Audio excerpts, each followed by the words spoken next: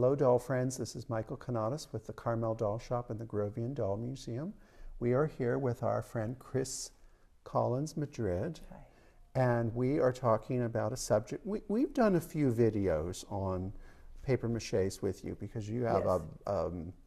an enviable collection. Thank you. And we decided to talk today about a very important maker, and actually one of the earliest in Yes, this category of doll making, and it is the Mueller Company. Yes. So I am going to let you tell us all about it, and you've got the baton, and I'm going to let you take over, and you're going to give me a master class.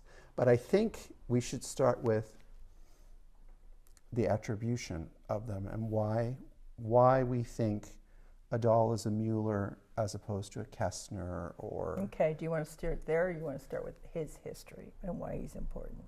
Well, you're the boss, so I think Well, that's why... I've never corrected you before. No, Oh my God. I want to hear it. All right, well, Okay, I'm going to sit down. You tell me all about it. Okay, well, you have to get back up when I want to show you something. Okay, all right. All right, so first of all... I'm the audience, so I'm watching. I've never done that to him before. He's had other people do it. You're going to have to cut this out, I think. We'll just leave it All in. right. So anyway, I wanted to talk first about his name's Johann. First of all, they're all named Johann. I don't know, There isn't a paper mache maker that's not named Johann. Yeah, there's something in the middle, but they're all Johann. I was giving a program one time and I dropped my cards and I started talking about Johann. Realized I'd mixed up my cards. I was talking about the wrong person. It happens. It happens. Anyway, one of the reasons why Johann Friedrich Müller is one of the most important doll makers is that, number one, he was the first one to actually have a doll manufacturing factory, and he also had the license to sell the dolls. And that was really important because before that time, there were guilds, and guilds would say, okay, you can do this, but you can't paint it. You can paint it, but you can't build it. You can manufacture it, but you can't sell it at large, like a trading house. So in 1781, some of the people who were involved in the doll manufacture got together and said, hey, wait a minute, this isn't fair. And he was one of those people. So he actually started as a beaux-arts, which is someone who takes basically a stick and molds the doll's faces. Originally it was called broteg that they used, and it was just a dough, and it had like a solid wood core, and then they would put the dough around it, and the beaux-arts would like sculpt it. And to become, this was an important job too, because to become a master at this, you had to be a journeyman for 6 years, and then for your final test, you had to produce a galloping horse, a soldier, and you had to produce a fashion lady in the latest fashions and the latest hairstyles. So he had been in that guild. He came from a family. And so what that gave him was a leg up in actually being able to produce these dolls and design the dolls. Because until 1805, this was finally granted to him that he could produce them and he could also sell them as a trade company. But up until that time, they were still being used. They had wooden molds that they used, so the dolls would be pressed in, but there was still a significant amount of work that needed to be done to produce the finished doll. His company is credited with developing the sulfur mold, and that actually was quicker, and it actually produced a more uniform product. So between 1818, which was when they think that it was developed, to 1820, the manufacture of paper mache dolls exploded. So up until around this time, 1805, most of the dolls relied heavily on rye, and that became a problem with pests. So in 1822, somebody published Mueller's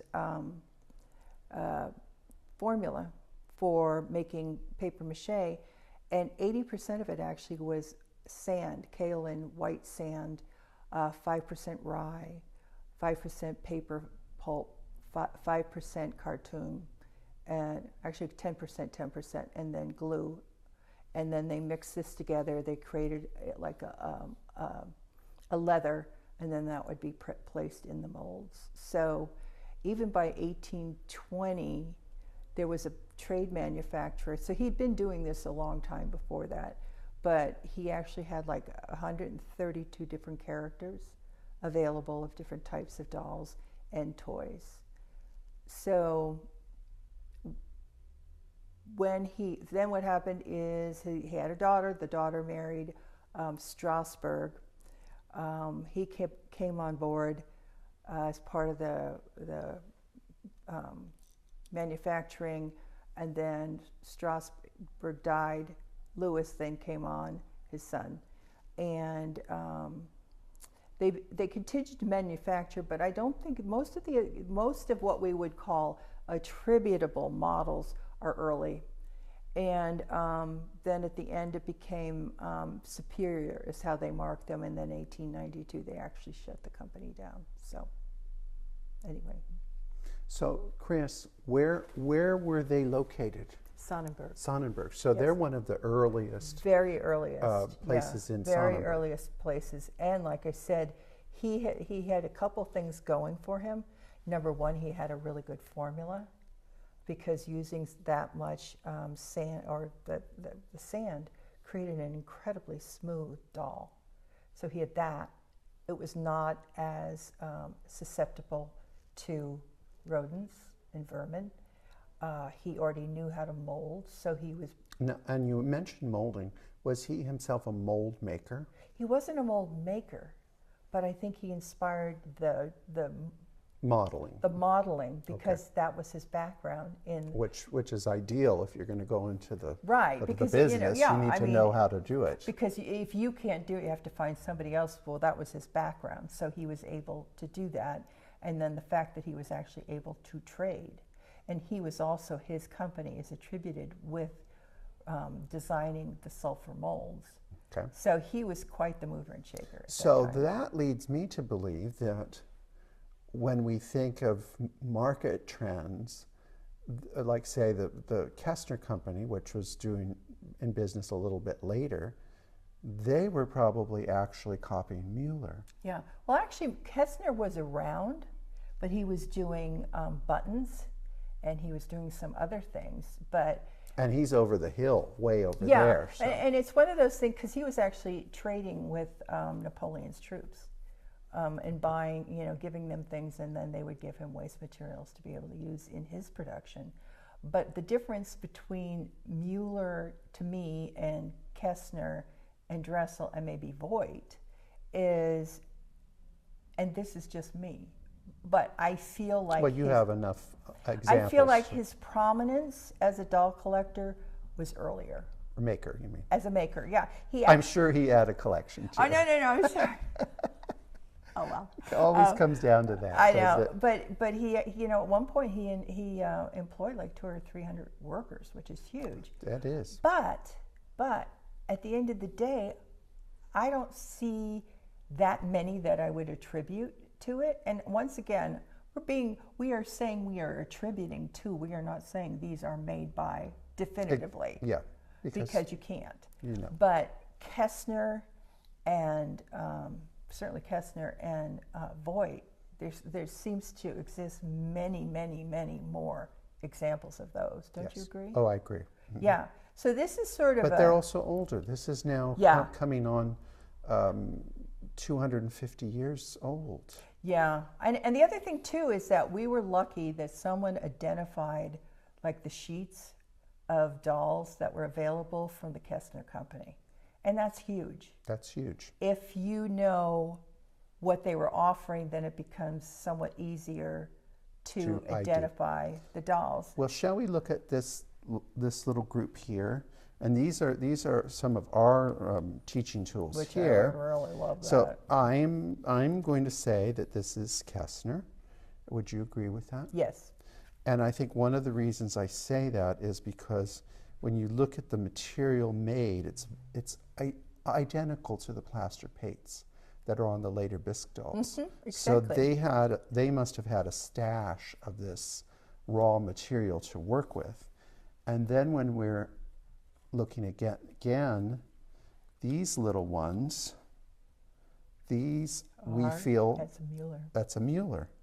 And the material is a completely different type of material. And Chris, look at how narrow the shoulder plate is. Yeah, that's Compared to this is much more splayed. exactly. And the other thing that's a characteristic Go ahead. is this, where it comes in here, whereas this one is broad, and the ladies do have Very high. high bust line. They have prominent noses, but this is a very good clue. And this one doesn't have so much, but a lot of them have a lip that goes around the. But even in this tiny form, there's this nose. They have prominent noses. And then we have another version, which this could be just as easy be a girl as a boy, but no breasts. Exactly. So this was either meant to be a boy or a child. So, and what I think is also interesting is we've got, I don't know if it is paper or a paper lining to hold all of the other, formula together. I mean, if you think about it, they could have their mix Yeah. it in, and then shove paper in it to kind of hold it all together. Yeah, that makes sense. That really does. I mean, make the only sense. way we would know is we'd have to have a donor Oh, of look a at bed. that! Even has writing in it. Yeah, how would you like to do that? I mean, get your pen in there to But write. look at that. I think he does too. So this may have been like where they put the marking of the mold. Or these could, I don't see any evidence that they were ever on bodies. No. There's no glue.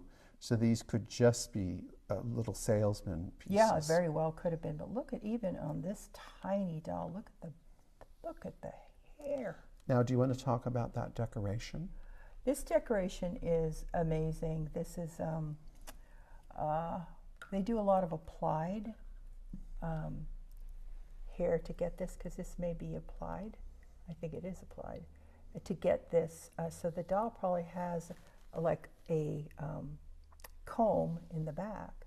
Yeah, I can see it. And then this was attached to this, but this is beautifully done and on this small scale.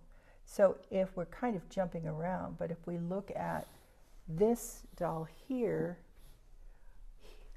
you will see that she's this a little later much, era. yeah, she's quite later.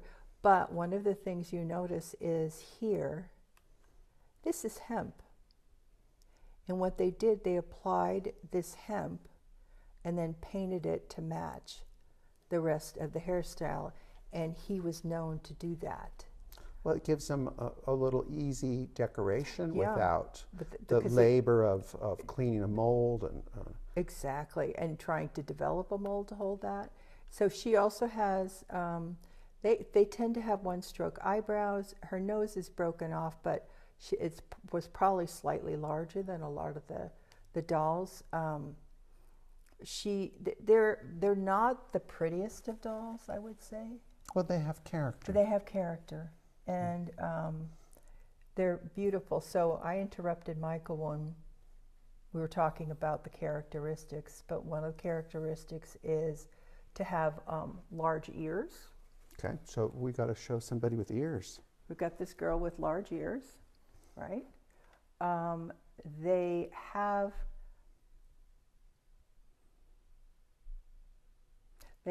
like above the eye, they have laugh lines, and sometimes they have them below the eye. And they have slightly bigger noses and a little bit flat. And they're not the prettiest doll, but they also. Oh, I think she's beautiful. I love her. I mean, but so you also can tell when you press here that it has the same bust line. Same bust line going in, and if you feel around, you can also feel the ridge because that was something that they had like a lip. And there's definitely a separation between the breasts. Yes. So this girl, like the little ones. So this girl is all original, and look at the shoes. Well, I'm gonna challenge you on that. Really? I think that this is a very old dress, but I think this dress is probably the next generation. Okay. Because I think she's even earlier than that. I've always thought that. But who am I? Wasn't going to challenge because this hairstyle has always kind of bugged me with this dress. Yeah. Because that is an earlier. Sorry, I'm emphasizing. See, because if you look, I mean, you can tell how it fits the doll that this has been on her for. Yes. Now maybe she was stock that never got sold until the 1840s, but I think she's much earlier than I'm the glad dress. you said that because I've always thought that hairstyle and this dress are not really, because if you look here, this hairstyle is very similar to this hairstyle. Yes. Shall we pull her out? Yes. But I think what is also interesting is if you look at, can we show her feet again? Because in my challenge, we didn't get that shown. And look at those ballet slipper feet. And I mean, it's amazing decoration. And then here we have actual shoes, and they're basically the same thing. Yeah.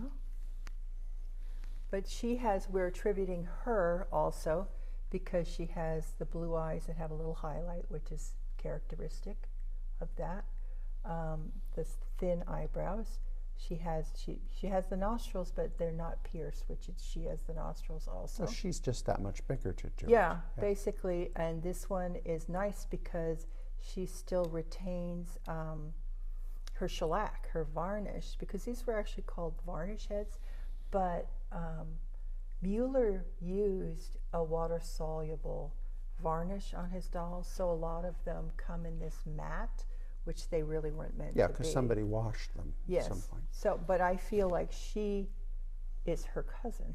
Well, and this one we can tell that she lost her original dress. Yes. But what is so fantastic is, and I recommend this to people, if you've got a doll that has got great underclothes, that is right there a wonderful display unto itself.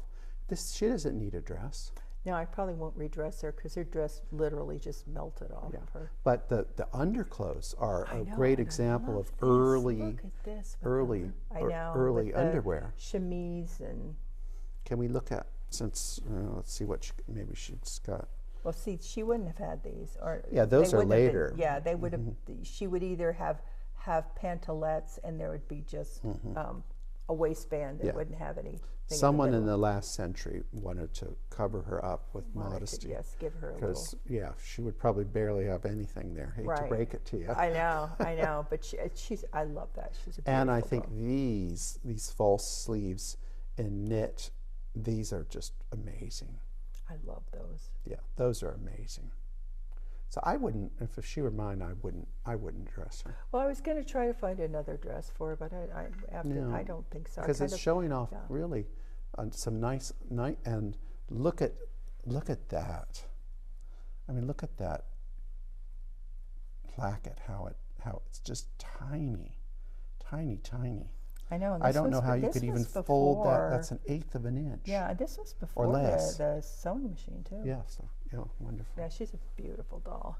So we're kind of going out of order, but this one here. We are easily confused. We are, yeah, particularly at this age. This one is quite early, and we are attributing her based upon the eyes with the little highlight. If you look. And the lids are very defined. Yes, and she very well could have had some lining here because I've seen evidence on a couple of them. Beautiful hairstyle. She's got the pointed breastplate with the probably could just say that instead of doing that every time. But well, it's fun to feel them. I know. So and the ears are somewhat bigger, but she has that kind of same profile. So what we're doing is we're attributing to. And attributing to is saying based upon certain characteristics, we think this might be.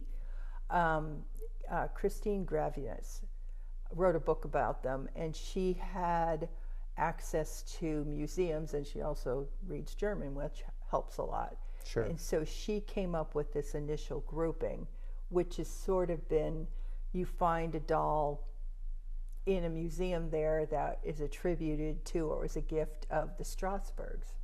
Okay, so then you look at that doll and you start to say, okay. Yeah, it's like being, it's like being Miss Marple.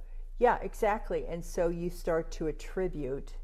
Well, I also have noticed something that we haven't talked about. This may register on camera as black, but this is actually dark brown. Yeah, that's very And so rare. is this one. And then as we start to look at them, they're almost all dark brown. Yeah, and that's unusual. I mean, most of them are black. And this is why I'm saying they may have made many more dolls into the 50s and 60s. Yeah, that we would never even recognize. But they don't have these characteristics that you could say. Right. They become generic with the I feel like marketplace. when other people come into the company and you have, so for instance, in the Jumeau family, they actually had very talented people follow talented people. Right. But, Strasberg, from what we understand, had a lot of mental issues. And he may have been a businessman, but not necessarily a very artistic person. Sure. So. And then another thing I want to share, because I just recently had this experience with someone where I asked them a question and they told me, I'm not at liberty to say. And I thought, my head just about blew off. And then I realized, you know what, I'm not going to go to my grave saying things like, I'm not at liberty to say. So I want to point out something that I have learned, but I'm going to share it with you, all of you, is look at these gorgeous curls. Now, I think artists struggle with this big time to do this. You know how you do it? Yeah. You use a feather. Oh, no kidding. Because if you think about it, if you dipped a feather in paint and then you just went, oh my God, that makes, oh so my you God. go outside, find a little bird feather, and yeah, because look at it, it would be very hard to get that swirl. That's but think true. about how a feather works. Oh my gosh.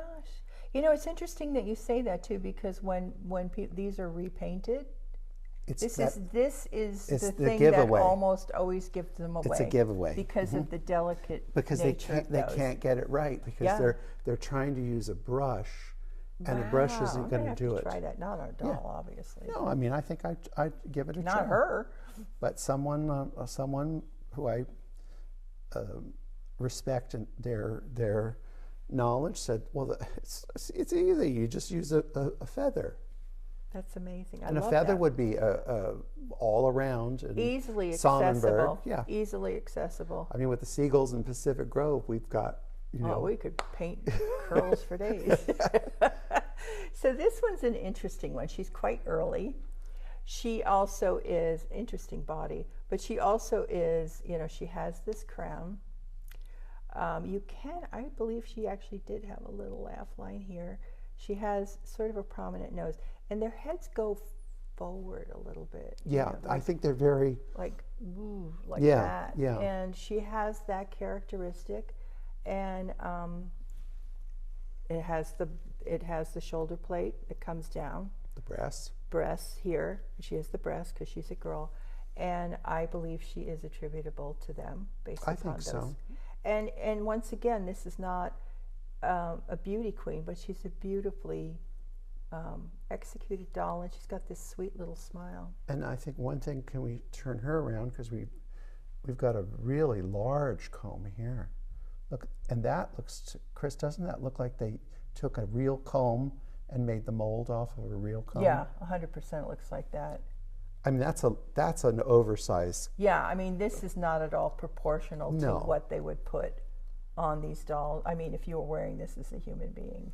And then I think we can see we have wear. It looks very, Oh yeah. the material is very interesting. Yeah. So, and then she wears the, I don't know if these are original, but the little coral beads. But age appropriate, this would have been the type of dress. This actually is probably more what she should have on. Yeah, I think so too. Yeah. You know, actually, I've always thought that, but I thought. Well, because it is a beautiful print, it's beautifully made. I wouldn't change it, but I just think she's older than better that. Because I kept thinking, I think that's. No, I'm. You know, we are always striving to learn. You know, and anybody who thinks they know everything about everything doesn't know what they don't know. We're just trying to figure this out. Just figure it out as we go. Now, this one was a controversy, a bit, between Michael and me, because he, actually you might be right. He thinks this might be Kessner, is what you're thinking. I think so. But I looked at this facial feature, even though it has different hair. I looked at that and compared her face to her, and I saw. Actually, I see what you're seeing. Mm-hmm. I do, but I think that they call these spaniel ears. Yeah. This is something that Kessner did big time. Yeah, he did. But it's just following a fashion. Yeah, I know. So, and So I might give it up. There's no ridge. Okay. It's just this and this had the same painting, the sweetness. It has like more detail up here, right? Well, we could also say that the Kessner Company could have kidnapped one of his molds, one of his dolls, and made the face. That's and true. Then, but this is such a. These two are so pretty together. Such a pretty doll. well, so we're going to put her in to be yes. to be determined. And that's why we say attributed to. So don't come after us. This one may look. This one's quite pretty. This one. This one Yes. is quite pretty, and Michael and I both agree, though, that this should be attributed to Mueller. I think so. Once again, she has this. Now, don't hurt the costume. Oh God! I know. My God! I just ruined it. Thank you. But number one, she has that sweet face that's a little forward. Mm-hmm. She has lots of detail around her eyes. She's got that sweet smile. Her breastplate is correct, and she also looks very, very similar to a doll that Christiane had identified to Mueller, and she's extremely. After looking at these dolls, you would think no, but if you take a closer look, yeah, she does. It's she just has a the different character. era. Yeah, a different area, and I think she's beautiful. She is, and it's a great size. And I'm so sad about the dress. Well, I mean, you're lucky because you've got a pattern here, you've got the lace here. You just have to wait till you retire, and then you will sit down and redo this. So in 10 years, you know what we're going to be doing? Yeah. And I'll be going, you know, Chris, in 10 years when you retire, you can do that. You can. And I'll supply you with the fabric cool. to do it. It'll work out But yes, great. that's a beautiful doll. I'm going to turn it and show the back of that head. And in spite of the little curls and the ears are still prominently there. Yeah, I know. That's you know, and you read this and you think, huh. But here's one thing that you didn't talk about that I just noticed is so far this is the first one with brown eyes. Yeah. And it does change the look. It does definitely change the look. And I believe the one that she had changed the look too. So it's a little whiter, a little, you know, the hair. I love that hair. And then this one, we think, yes, ish. No, I Okay. don't. Now that I'm looking at here, Yeah. I just really wanted one with the big hair. Yeah. I did. Well, most of yours are older though than this. That's true. So we're now in the 1830s, but I think that this is Kessner. Yeah, I think you're right. Okay. Yeah. It's closer to that than it is, even though this one is older than that one. Yeah, but don't look you at see? the, yeah, see if you could see here, very, very similar. And I am going to say, I think the Mueller doll has a more intelligent look to them. She looks a little bit vacant compared to, Yeah, they say, do. her. Yeah, they actually do look at. That's interesting. They do kind of have an air of dignity and a little. So sorry, but it's Okay. a beautiful doll. But see, this is one of the reasons why this is really good going through this with two people, because there's an opportunity. And we're not going to mud wrestle because he's No, filming I mean, us. So. we just Yeah. find it interesting. I'm not invested in, Now this one I'm saying is Mueller. I totally agree. Because look at that schnoz. Yeah. And she's got the ears in the back.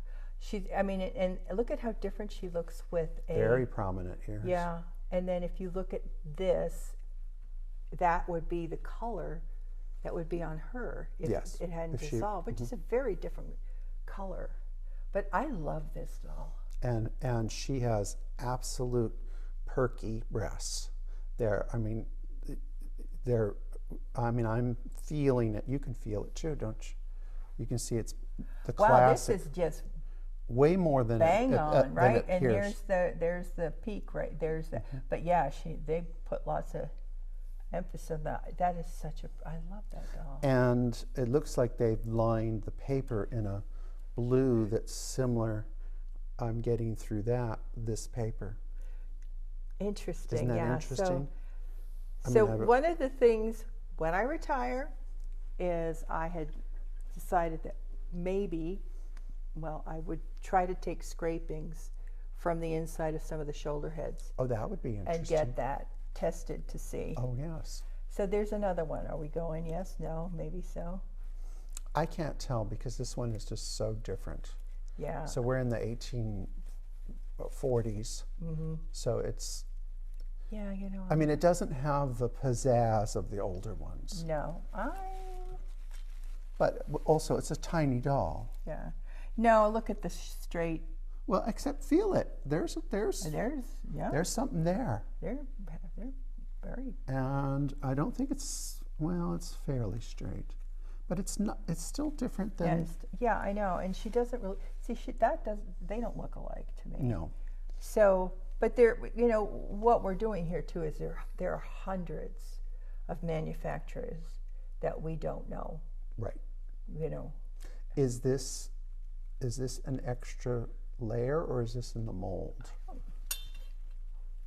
It feels almost like a material if you do that. Which would be a nice indicator of Mueller. So this one, we should put this in the maybe pile. Maybe pile, but this actually is a much nicer hairdo than I thought it was.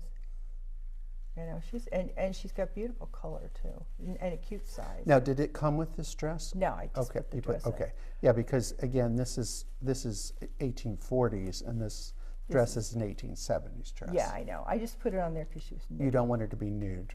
No, we don't want to get kicked off. And I think that as we get smaller with these dolls, we lose detail because I'm sure that they were meant to be dollhouse dolls. And, Exactly.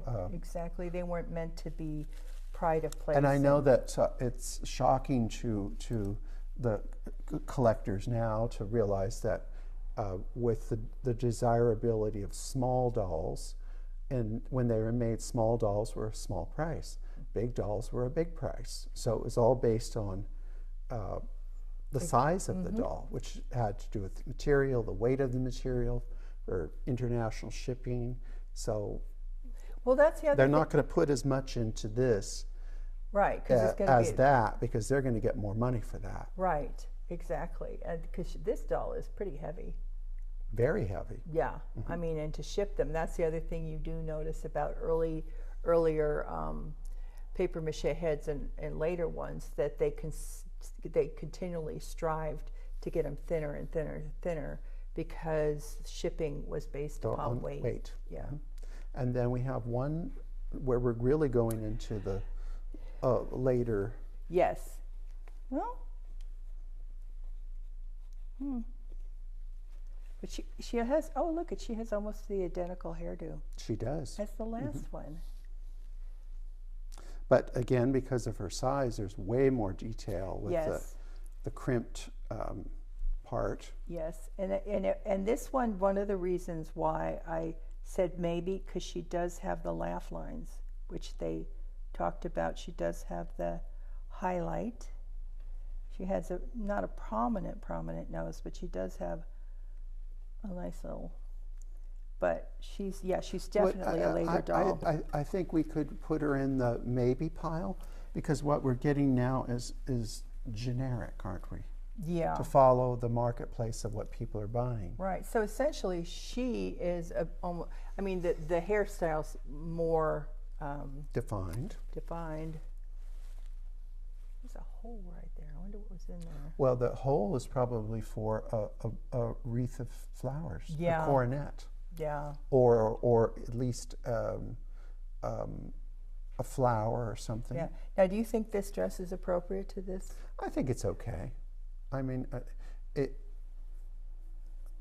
I think it's a remade piece, but it's all right. I think I'd take this trim off of it. Okay.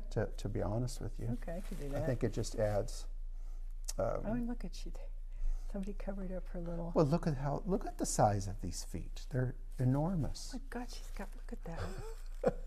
They're enormous. Oh my God, it's like bozo. Isn't this great? You brought these here so you can I finally know. look at Every them. time, yeah, because when you have dolls and you put them in the cabinet, you don't go and say, "I'm going to look at her feet today."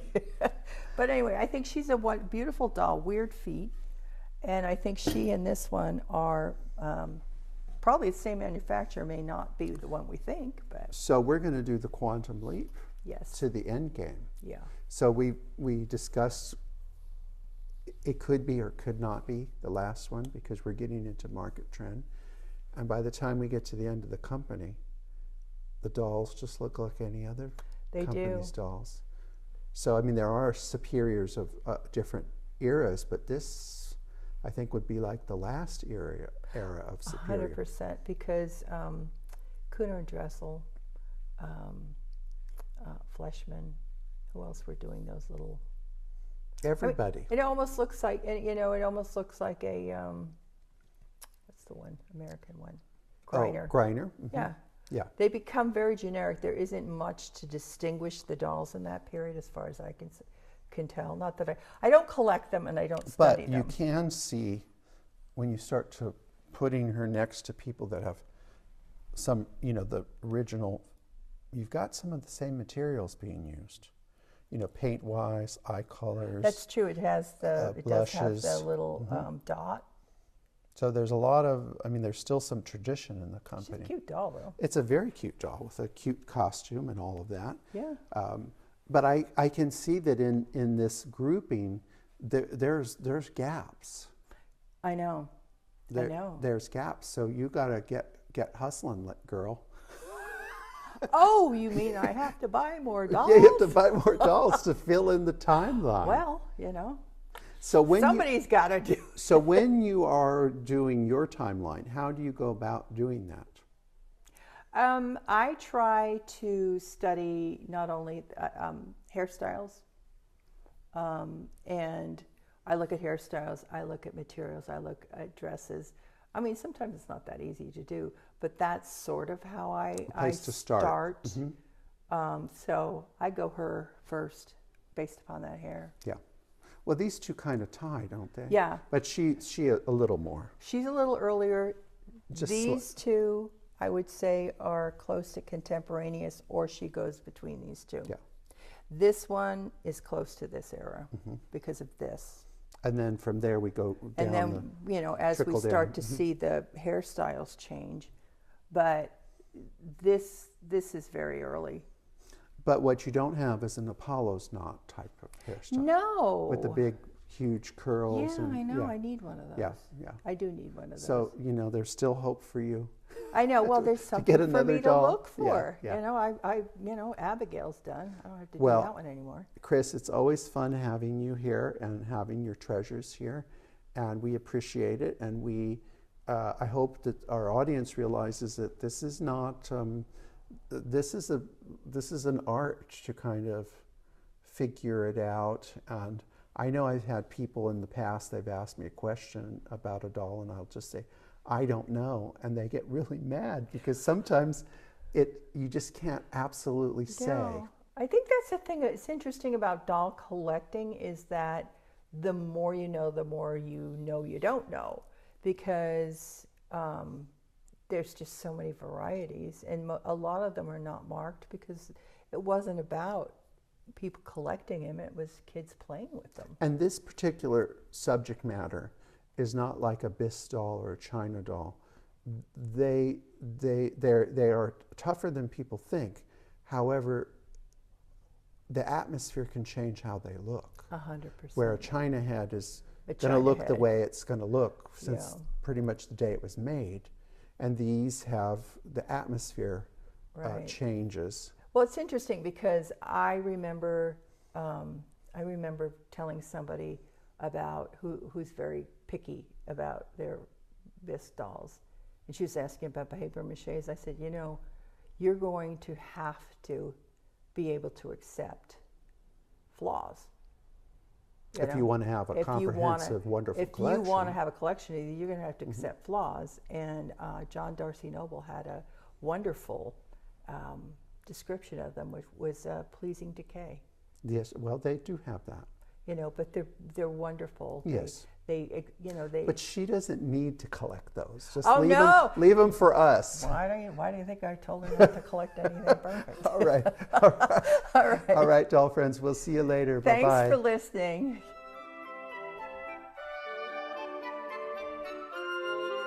Remember to like, subscribe, and hit that notification button.